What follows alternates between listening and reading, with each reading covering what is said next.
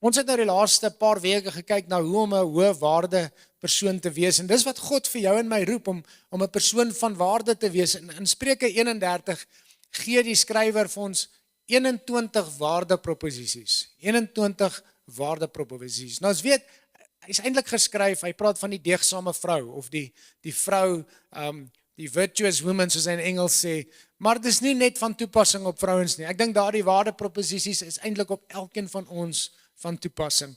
En God roep vir ons om mense van hoë waarde te wees. Die Heilige Gees het ons ook gevul op die dag van Pinkster en vir ons bekragtig met gawes om ons waarde te verhoog. En hy roep elkeen van ons om iemand van waarde te wees. Ek lees net ons kernteks vir hierdie mini-reeks, is Spreuke 31 vers 10. Wie sal 'n deegsame vrou vind, want haar waarde is ver bo korale. Nou, ons het gekyk die eerste week op Moedersdag, het ons gekyk na 5 waardeproposisies, wat is besef jou eie waarde. Nommer 2, word 100% betroubaar. Nommer 3, doen goed aan ander mense. Nommer 4, werk met vlytige hande. Nommer 5, word vindingryk. En toe het ons laasweek stilgestaan by deel 2, die volgende 5 waardeproposisies, staan vroeg op om te voorsien. Ek weet nie wie van julle het hierdie week bietjie vroeër opgestaan het. Moet ek nie vra nie. Ek weet die dae raak korter, so dit staan eintlik later op, maar okay. Nommer 7, neem en maak geleenthede werk. Nommer 8, trek aan vir sukses. Onthou julle Roxette, get dressed for success. En dan nommer 9, verseker winsgewendheid, en 10, voltooi wat ook al jy aanpak. Wie het laas Sondag hier weggery en gesê, ek moet iets wat ek begin het klaarmaak? Wie was so 'n bietjie meer gemotiveerd? Okay. So halwe, daar's hy, dankie Annelies, okay. Nou ons gaan vandag kyk na die volgende 5 waardeproposisies van 'n hoë waardepersoon, en ek wil jou aanmoedig, dink aan een ding, kry miskien een van die 5 wat vir jou uitstaan, maak 'n merkie, maak 'n mental note, of as jy notas vat, skryf dit neer, en sê ek wil hierdie week gaan fokus om in hierdie een ding te werk, en ek vertrou dat die Heilige Gees dit in jou hart gaan werk, en vir jou gaan wys, wat se een van hierdie 5 krities is. Ons lees uit vers 20 uit, praat nou van die deegsame vrou, en hy skryf, hy sê, sy het 'n oop hand vir die armes, sy is vrygewig teenoor die behoeftiges. Hierdie persoon van hoë waarde het 'n oop hand vir die armes, en dis ons 11de waardeproposisies. Iemand wat vrygewig is. Iemand wat nie net leef vir self nie, maar iemand wat sê, hoe kan ek ander mense se lewens verryk? Het was my so kosbaar in die coffee lounge vanoggend, gesels ons met 'n gesin, en die een persoon sê vir my, ons het klomp goed wat ons kan gee vir 'n skool, maar ons wil dit gee by 'n plek waar daar 'n nood is, waar ons waarde kan toevoeg, waar dit wat ons het vir iemand anders iets kan beteken. Ek en Katinka doen dit op 'n gereelde basis, by die draai van elke seisoen, somer, winter, dan gaan ek deur my kas, en as ek iets nog nie vir 'n jaar gedra het nie, dan sit ons dit in 'n sak, en jy sal nie glo nie, dat elke, of 2 keer in 'n jaar, kan ek 'n groot swart sak vol klere weggee. Want as ek dit nie kan gebruik nie, dan wil ek dit weggee, terwyl dit nog nie genoeg is vir iemand anders, om waarde daaruit te kry. Hoekom is dit so belangrik, om vrygewig te wees aan die armes? Want die Bybel leer vir ons, Salomo sê, hy wat aan die armes gee, leen aan die Here. Nou as jy jou geld vir die bank leen, dan kry jy seker 4%, as jy gelukkig is 4,5%, miskien 5%, waar's die finansiële adviseurs? Jy kry nie 'n baie goeie rentekoers nie. En jy kan dit vir 'n paar ander ouens leen, hulle gaan dalk vir jou 20% rente 'n maand, 'n jaar beloof. As hulle enigiets meer as 20% beloof, moenie jou geld daar belê nie, want dis 'n scam dan. Maar weet jy, ek leen graag vir die Here. Want ek het al geleer, wanneer ek vir die Here leen, dan is dit nie 'n scam nie. En hy seën en hy voorsien vir my. En so daarom, wanneer ons aan iemand gee wat minder bevoorreg is, dan leen ons aan die Here. Nou vra iemand vir my, maar wie is die armes? Wie is die armes? Is die persoon by die verkeerslig waar daar staan en bedel? Dit kan hy wees. Ek het baie keer innerlike konflik wanneer ek by die verkeerslig kom en iemand bedel daar, want ek weet nie, gaan hy gom koop met dit, gaan hy dwelms koop met dit, gaan hy alkohol koop met dit? Jy weet, die behoefte wat hy noem op sy kaart is nie noodwendig dit waarvoor hy dit gaan gebruik nie. En baie keer sal ek dan eerder iets gaan koop en vir hom dit gee, as om vir hom die geld te gee, want ek wil nie iemand versterk in 'n gewoonte wat sy lewe kan verwoes nie. Maar wie is die armes? En ek het eendag gesê, Here, maar wie is die armes? Wie is die armes in my lewe? En die Here sê vir my, dis enige iemand wat armer as jy is. Dis enige iemand wat armer as jy is. Nou ek wil gou 'n skyfie op die bord sit. Wie is die armes? Enige iemand armer as ek. As jy R10,000 'n maand verdien, dan val jy in die top 20% van verdienaars in die wêreld. In die wêreld. So 10,000 klink vir meeste van ons nie na baie nie. Maar as jy dink jy kry nie baie nie, jy kry R10,000, dan is daar 80% van die wêreld se bevolking verdien minder as jy. Dis nogal eye-opener. Wat is 'n eye-opener in Afrikaans? Ontnugterend. Daar's hy. Ontnugterend, okay? Ons praat Afrikaans hier. As jy 20,000 of meer 'n maand verdien, dan val jy in die top 10%. Met ander woorde, 85% van mense om ons is slegter af as jy. As jy 40,000 'n maand verdien, dan val jy in die top 10%. Met ander woorde, 90% van die wêreld se bevolking is armer as jy. En as jy, ek het nou maar by 60 gestop, maar as jy by 60,000 'n maand verdien, dan is jy in die top 2% van die wêreld se verdienaars. Met ander woorde, 98% van mense is armer as jy. So dis nie moeilik vir ons om iemand te kry wat slegter af as ons is. Is dit nie waar nie? Daar's baie. En ek het al gevind, ek en Katinka het gevind, dikwels wil die Here ons gebruik in iemand se lewe rondom ons. Iemand se lewe rondom ons. En gewoonlik is dit die persoon wat nie vra nie. Die persoon wat daai selfrespek het, hy's te trots om te vra, hulle het 'n behoefte. En daarom moet ek en jy sensitief wees, want dis baie keer die ou wat die Here regtig wil hê ons moet bless of help, is die persoon wat nooit sal vra nie. Maar die persoon wat die vrymoedigheid om te vra, hy vra hier en hy vra daar, want hy het al geleer om te vra, en dis oral waar hy vra. En daar's kom bietjie manipulasie ook baie keer saam met dit kom. Ek sê nie moenie gee vir iemand wat vra nie. Ek sê 90% van die kere wat die Here wil hê ons wou gehad het ons moes gee, was dit eintlik iemand wat nie gevra het nie. Ons het op 'n ander manier van die behoefte bekend geraak aan ons en ons het gevoel die Here lê dit op ons hart. Maar dis iemand met wie ons, of ons werk saam met hulle, of ons is in die kerk saam met hulle, of dis iemand in ons gemeenskap en hulle is minder bevoorreg as ons. Ons is beter af as hulle en ons kan, en die Bybel sê as dit in 'n vermoë is om iemand te help, help hulle. Want wanneer ons dit doen, dan leen ons aan die Here. En dis 'n hoë waarde persoon. Baie belangrik as ons gee. Jy sien, partykeer voel ek ons gee nou vir daai ou by die verkeerslig. Maar ek wil hom eintlik net nie van my venster af weggee. So ek gee nou maar net vir hom iets dat hy net kan back off en my uitlos. Wie van julle het al so gegee? Laat God wees en elke mens se leenaar. Okay, ons het dit almal gedoen. So eintlik wil ek net hê hy moet net bietjie back off en ek wil hom net weg van my af kry.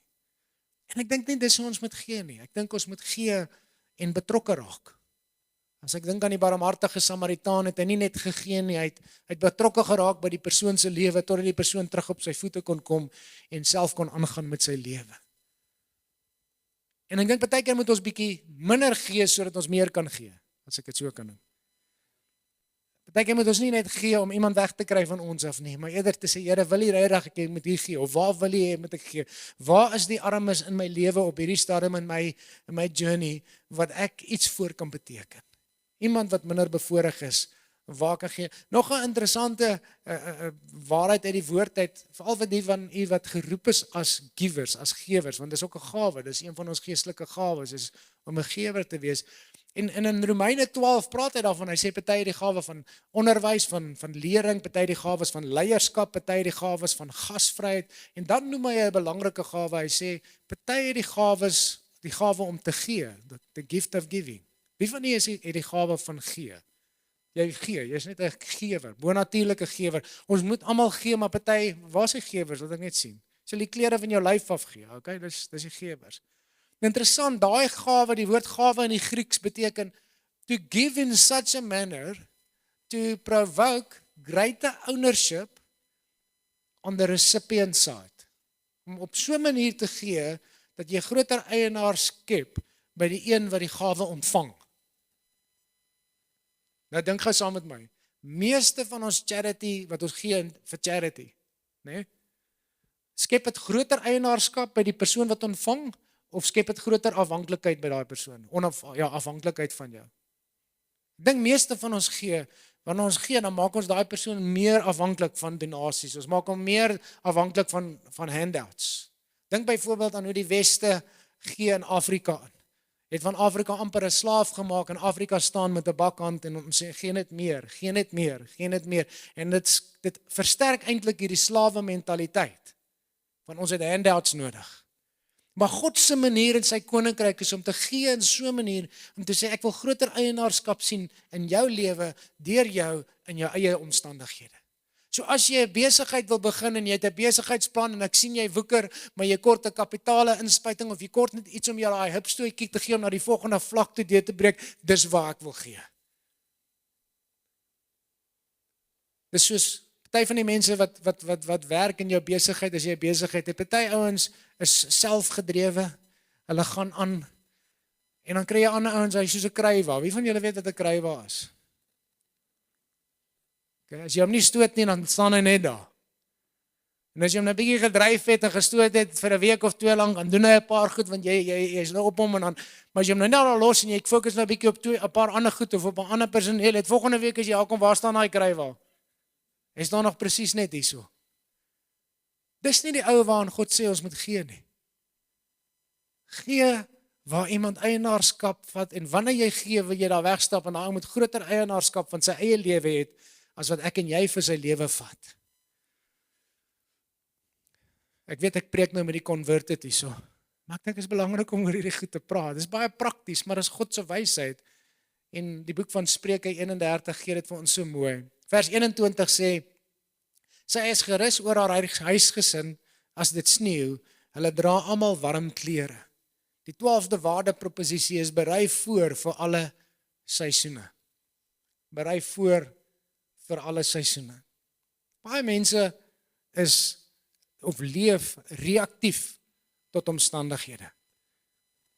Hulle leef reaktief tot omstandighede. Met ander woorde, as dit winter is en hulle kry koud, dan gaan koop hulle gou ietsie warms. Okay, en dis nie verkeerd nie.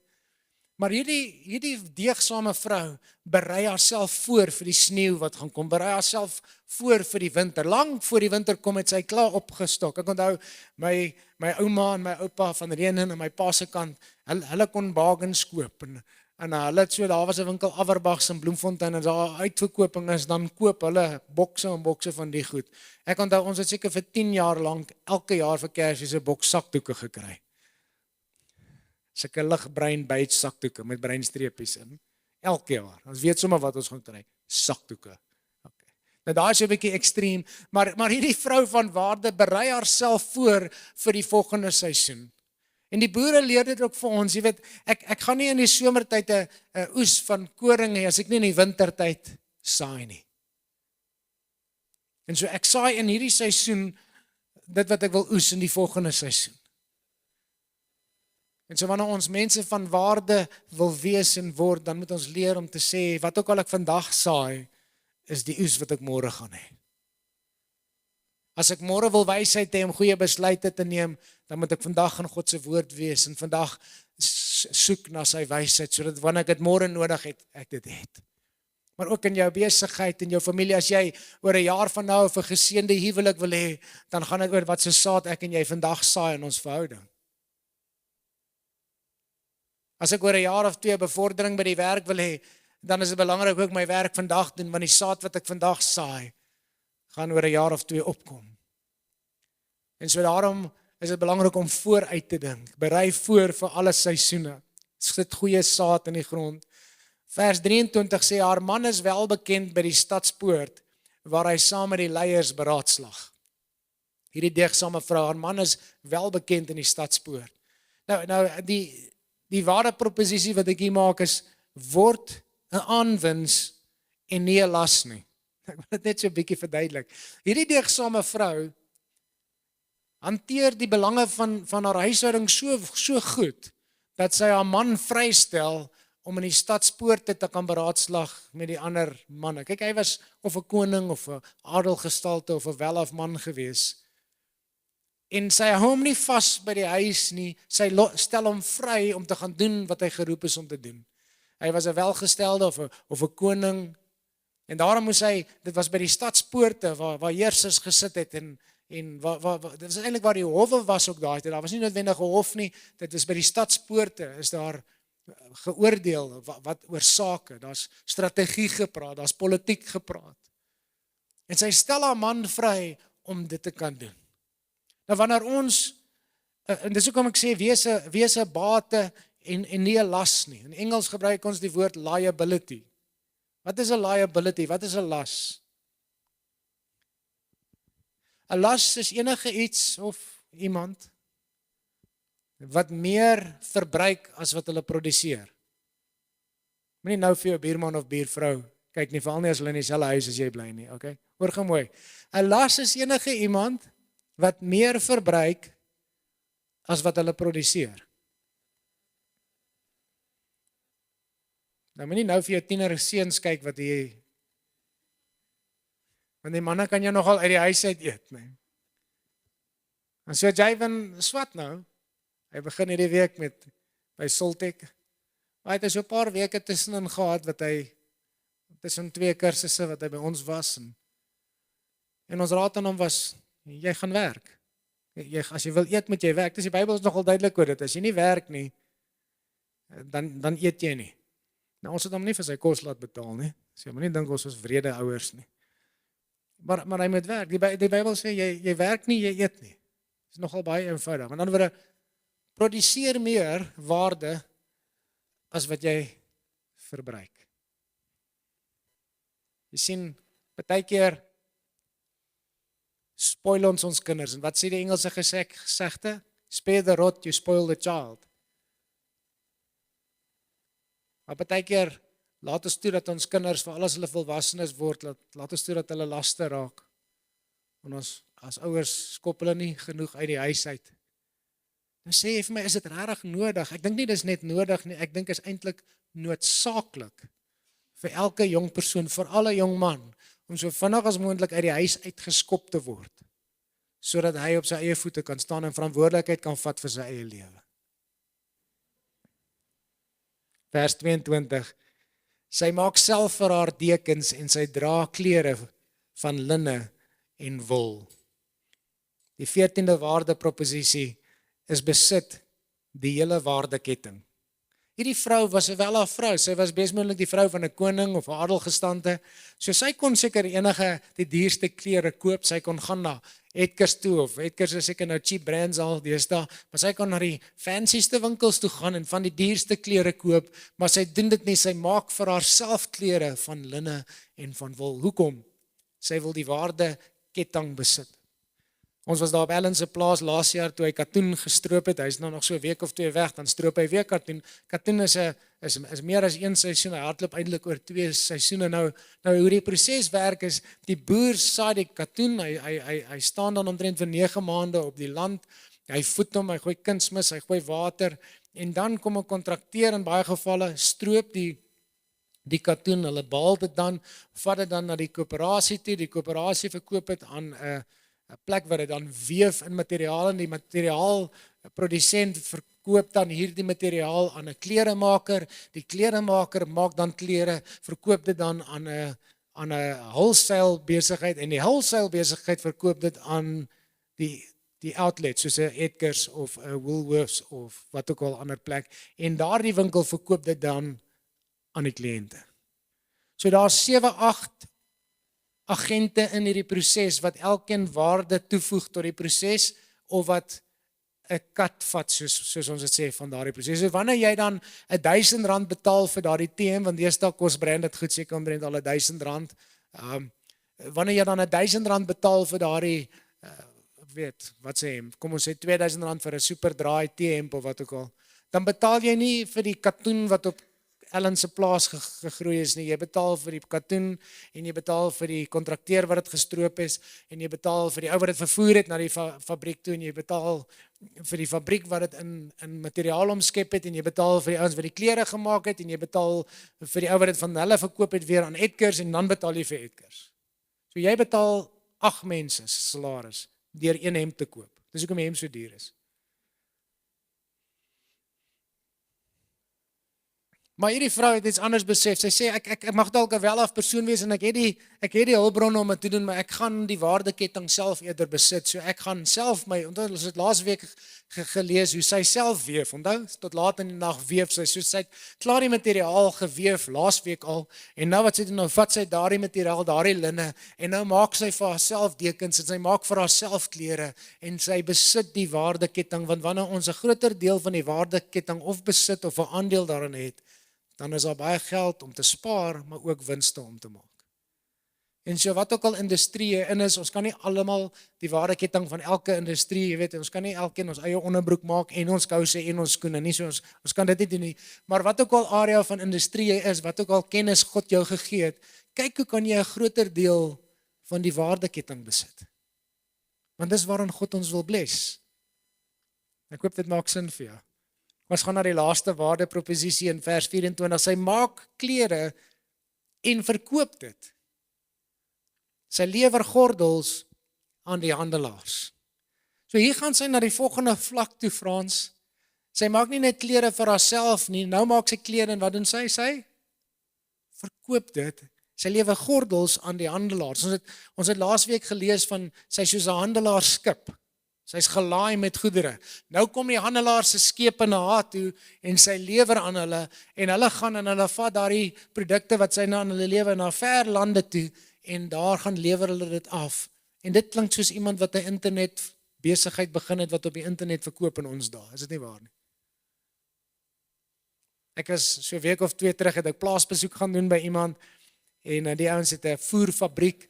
En hy vertel my sy storie. Hy sê hulle daar in Filippolis geboer met skape en perde en hy het net 1 jaar gesien hoeveel geld het hy spandeer aan voer vir sy skape. Honderde duisende rande se voer gekoop. En hy sê toe vir sy vrou maar hy gaan self lucerne begin plant en hy kry toe so 'n klein masjien wat daai lucerne en ander voere dan meng en sulke pellets maak daarvan en hy voer sy skape. En die volgende jaar toe kom sy buurman na hom toe sê, "Jy's by jou skape, is mooi vet en gesond. Hoe het jy hulle so gekry?" Hy sê, "Dis die voer wat ek wil hê." Hy sê, "Wat se voer?" Hy sê, "Nee, ek maak dit self." Die ou sê, "Kan ek by jou koop?"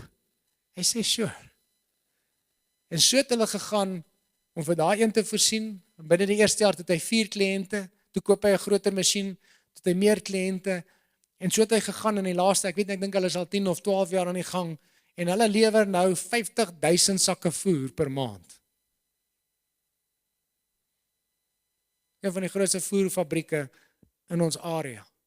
Dis wat hy gedoen het. Hy het gesê, "Eers maar ek spandeer te veel geld hierop en daar, kom ek doen dit self. Ek raak eers selfvoorsienend." En toe begin hy dit uitvoer na ander markte toe, na ander mense toe. En hy begin dit lewer. Hy begin die waardeketting te besit. So die laaste waardeproposisie is brei jou markte uit. Hulle lewer nou al in Afrika op, hulle lewer na ander lande, hulle lewer aan die Arabiere, hulle lewer reg oor die wêreld, lewer hulle voer. En dit het begin by iemand wat gesê het, ek wil nie weer 200-300 000 rand 'n jaar spandeer om vir my skape voer te koop nie. Ek gaan dit self produseer. Sommige so op hulle kombuistafel het die eerste masjien gestaan. Nou het hulle 'n fabriek.